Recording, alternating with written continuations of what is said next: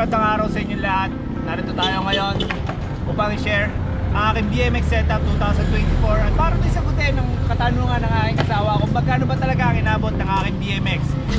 Sigurado ako na magkakaroon din ng idea yung ibang may asawa dyan na laging tanong at tanong, at para matapos na, sasagutin natin yan sa video to.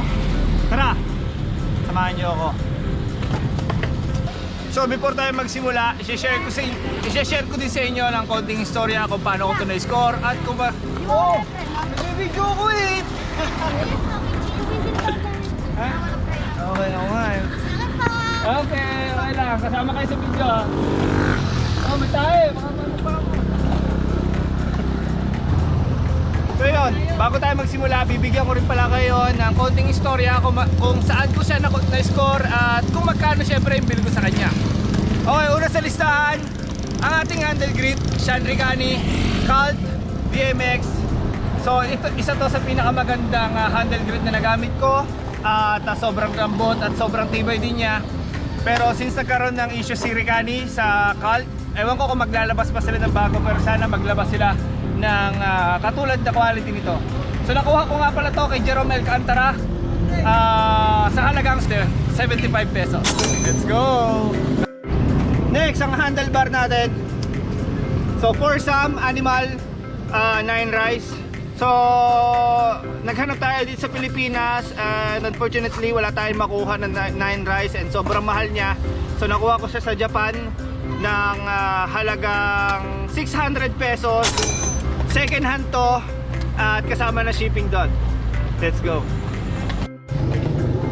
Next naman natin ang ating stem, 50mm galing sa Flybikes. Ito bigay lang sa atin to ni Renz Macaresa from Ishikawa, Japan. Siguro nagkakahalaga to sa Pilipinas ng 400 pesos.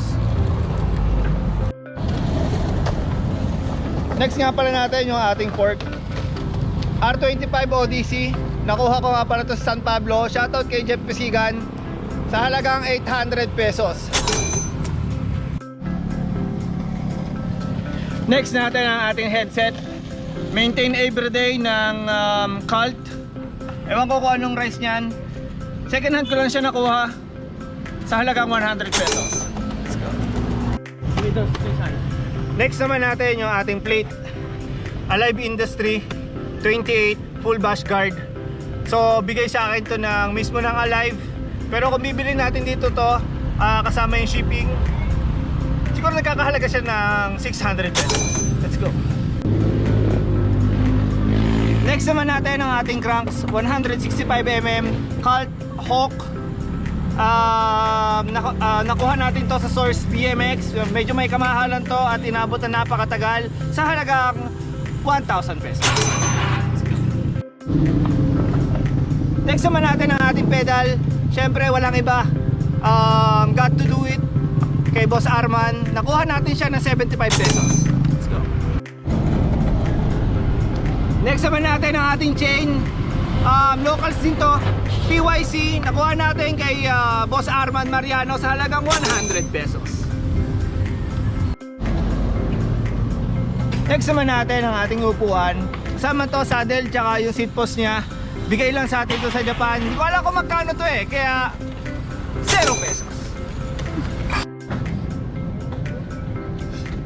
Next naman natin yung ating tires, front and rear yan, Animal. Nakuha natin sa Shopee ng pair na siya sa halagang 370 pesos. Ulanin mo sa taas. Yo, next naman natin, front and rear rims natin, Iklat E440. Nakuha ko to sa BMX Cycle ng per piece sa halagang 425 pesos. Rear hub natin, free coaster, Iklat Cortex. Nakuha natin sa halagang 800 pesos. Next naman natin, front hub. Nakuha natin sa halagang 300 pesos.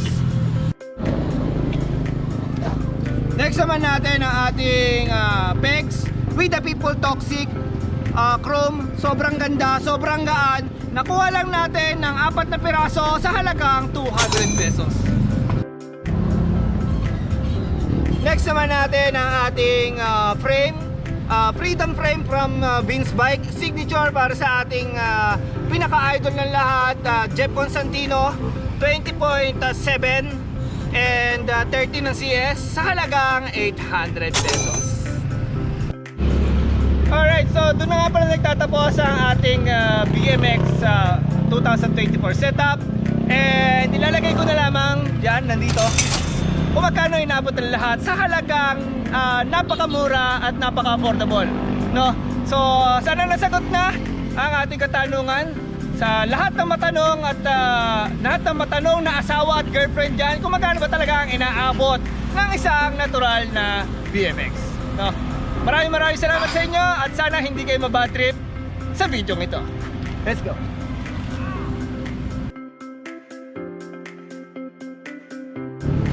Yay! So narito tayo ngayon. At para na rin talakayin kung magkano ba talaga ang aking BMX setup. Kasi lagi ito tinatanong sa akin ng mga asawa ko. Sigurado, ng mga asawa ko. Yari ka! Mga asawa eh!